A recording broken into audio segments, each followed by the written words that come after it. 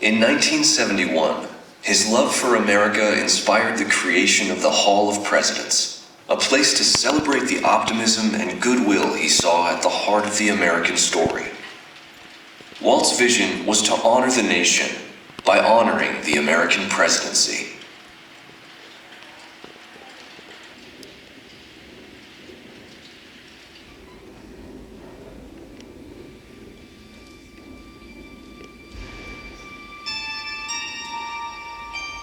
It is 1783, and the smoke is clearing in the wake of the Revolutionary War. Over the course of 8 grinding years, General George Washington has led a force of shopkeepers, farmers, and Native American allies to victory over the greatest military power in the world. A new nation has been born, independent and free. The founders must form a national government. In 1787, through months of passionate debate, they create a written constitution. For the country's highest office, they imagine something new in the history of the world. A leader not born to power like a king or queen. A leader who has not seized power through conquest. A leader not separate from the people, but elected by the people. From among the people. We, the people.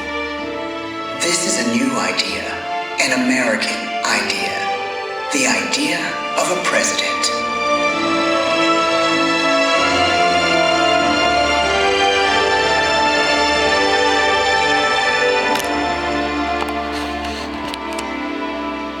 The people don't know exactly what a president will be, but there is little doubt who it will be. George Washington's stature and bearing have marked him as a leader.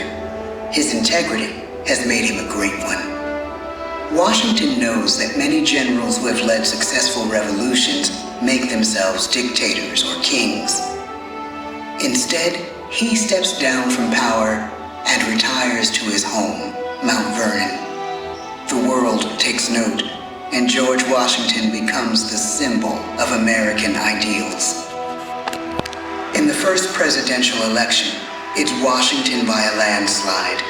The only doubt seems to be his own. He writes, "Integrity and firmness is all I can promise. Integrity and firmness is exactly what we need."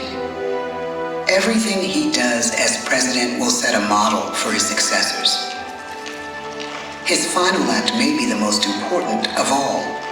After 2 terms, with no term limit in the Constitution and amid overwhelming support to stay in office, he steps down once again and hands power back to the people. He wants us to speak, to elect a new president. During the early years of the Republic, we choose leaders as different as Thomas Jefferson, John Adams, and Andrew Jackson. Elections are often bitter. Each president stands at that fiery intersection where personal character meets the challenges of the times. Some call the presidency a glorious burden. Jefferson calls it a splendid misery. We, the people, must choose well. We elect 15 presidents before the course of history brings us to the edge of a crisis like no other. A nation born of freedom still permits slavery. As the country pushes west, will new states be slave or free? The question produces bitter conflict. The issue rocks the election of 1860 and brings Abraham Lincoln onto the national stage. The tall, lanky, some say uncouth candidate from Illinois is a master of words at a time when speeches are printed in full for people to read. A house divided against itself cannot stand, he has said. With Lincoln's election, the House does indeed divide. Civil War. 11 states secede from the Union. The war becomes a defining passage in the American story. The president's own inner strength and depth of character changed the course of history. Lincoln had come up the hard way on the American frontier, desperately poor, with less than a year of formal schooling. His early years were scarred by tragedy, the death of his mother, his sister, his first love. He struggles with depression, but never loses his determination to rise above it. He once said he's driven by a desire to leave the world a little better place for having lived in it. The war rages. Lincoln fights to preserve the Union and end slavery. Neither is a sure thing. At Gettysburg, Pennsylvania, 6 months after one of the bloodiest battles of the war, the president dedicates a cemetery to the thousands of soldiers who died there, in words we can never forget.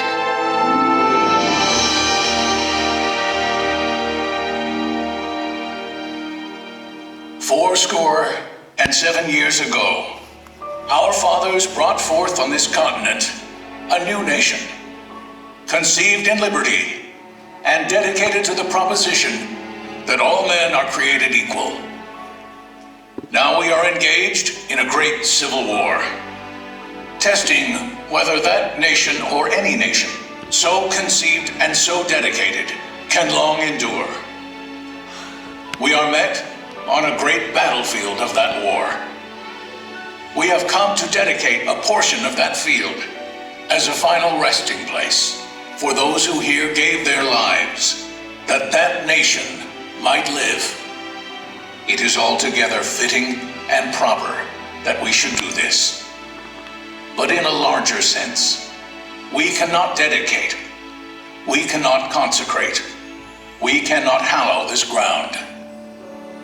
The brave men, living and dead, who struggled here, have consecrated it far above our poor power to add or detract. The world will little note, nor long remember what we say here, but it can never forget what they did here.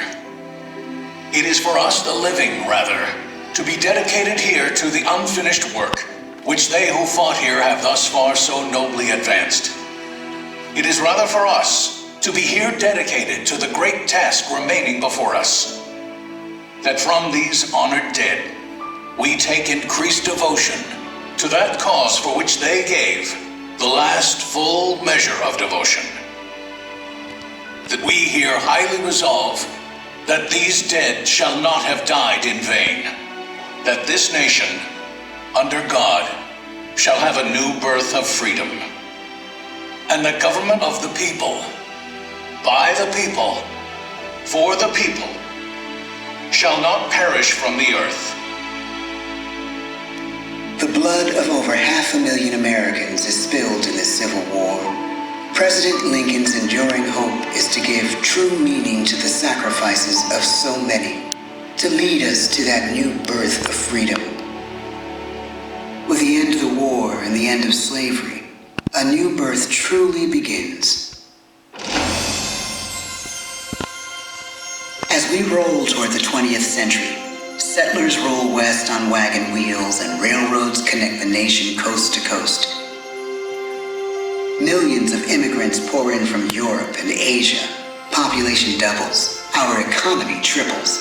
Our standing among nations rises.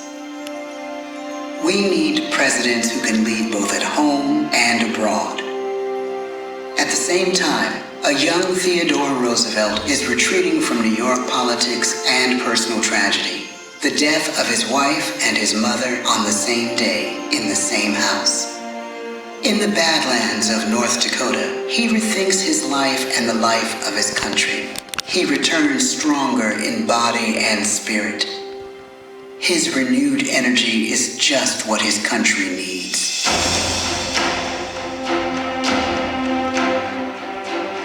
American industry is booming, but social tensions are rising. A progressive movement is bubbling up, pushing for change, and change is needed in the working and living conditions in cities. The gap widens between rich and poor. The demand for change grows stronger. Teddy Roosevelt is a knight on a crusade. He speaks with force and vitality in clear terms that make colorful headlines at a time when mass-market newspapers have become the new media. To define his foreign policy, he borrows a phrase from an African proverb: speak softly and carry a big stick. But his greatest accomplishments are made at home. He breaks up giant monopolies, protects workers' rights, and calls for a square deal for all Americans, rich and poor, capitalist and wage earner. Fair wage and a square deal for every man and every woman in the United States. He calls on America to be as great as the natural grandeur of its lands.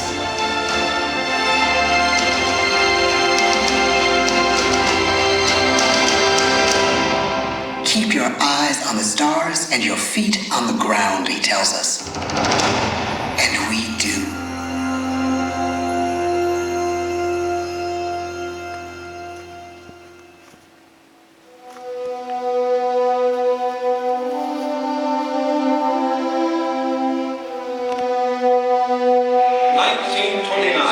The bottom fell out of the market. 12 million unemployed. The bread lines and the soup. The results of the 1932 election now appear. When we elect our 32nd president, it is the worst of times. The course of history and the course of one president's life again shape a turning point in our national destiny. Franklin D. Roosevelt, paralyzed by polio, knows how to restore the faith of a people paralyzed by the Great Depression. I believe in practical explanation and in practical problems. He has found the inner strength his countrymen now need. He speaks to us like a friend, a neighbor. His optimism is contagious, his voice perfect for the latest breakthrough medium, radio. He calls us to believe we have nothing to fear but fear itself. And we do believe. Tonight's attacks on England are perhaps the most widespread of the war in the course of the day. But an even greater challenge dominates his final years in office. The Second World War.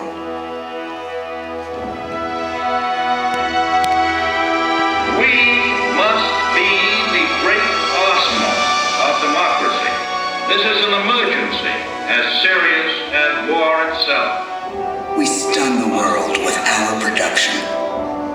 When bombs fall on U.S. troops in Pearl Harbor, he calls us to fight on the war front and sacrifice on the home front.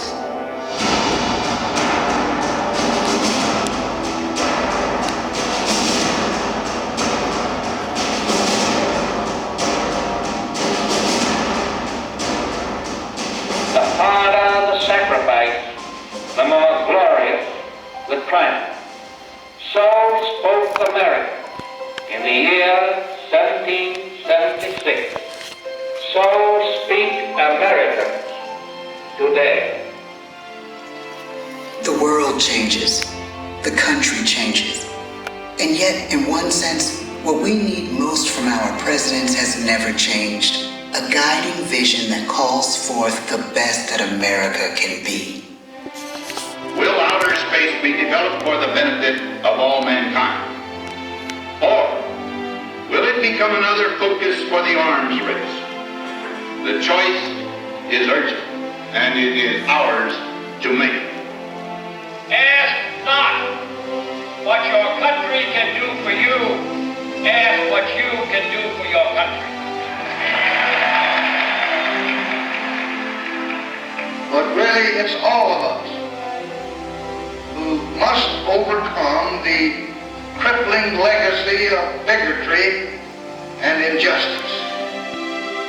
And we shall overcome. One of the agreements that President Sadat and Prime Minister Begin are signing tonight is entitled A Framework for Peace in the Middle East. Mr. Gorbachev, tear down this wall.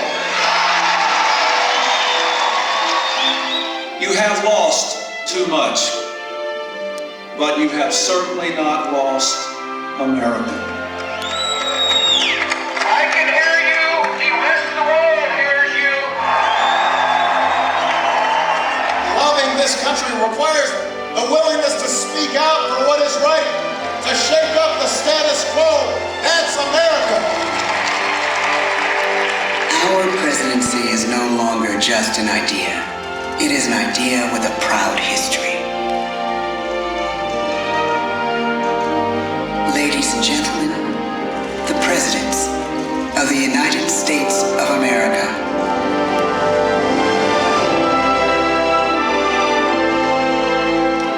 George Washington, John Adams, Thomas Jefferson, James Madison, James Monroe, John Quincy Adams, Andrew Jackson, Martin Van Buren, William Henry Harrison, John Tyler, James K. Polk, Zachary Taylor, Millard Fillmore, Franklin Pierce, James Buchanan, Abraham Lincoln, Andrew Johnson, Ulysses S. Grant, Rutherford B. Hayes,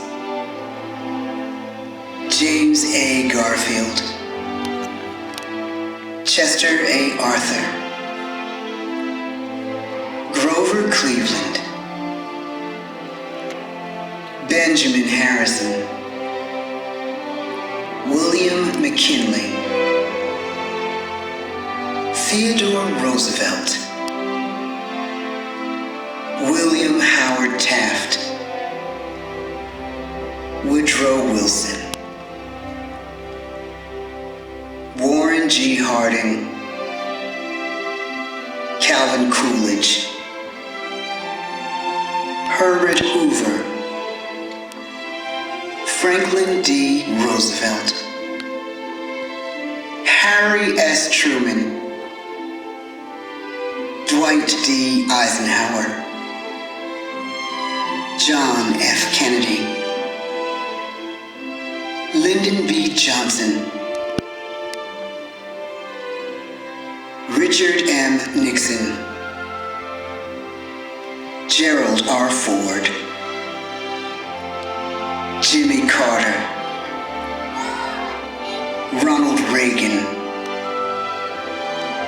George Bush,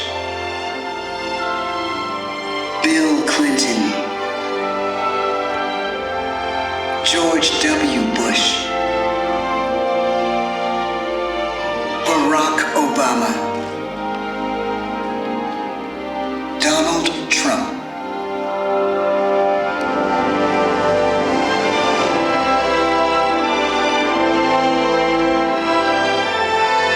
And now we come to the present. Once again, we place our trust in the idea of a president, as we have from the beginning. My fellow citizens, no event could have filled me with greater anxieties than that notification on the 14th day of April, 1789, that you had selected me to lead our nation. But it was with the confidence of my fellow citizens that I took an oath. 35 simple words that have been repeated by every American president throughout history. I, Joseph Robinette Biden Jr., do solemnly swear that I will faithfully execute the office of President of the United States, and I will, to the best of my ability, preserve, protect, and defend the Constitution of the United States. So help me God. The presidency of the United States is a role unique in the world, an office entrusted to each president by us, we the people. Therein lies the genius of that new idea, now over 200 years old. a new idea our presidents have turned into a great American idea again and again.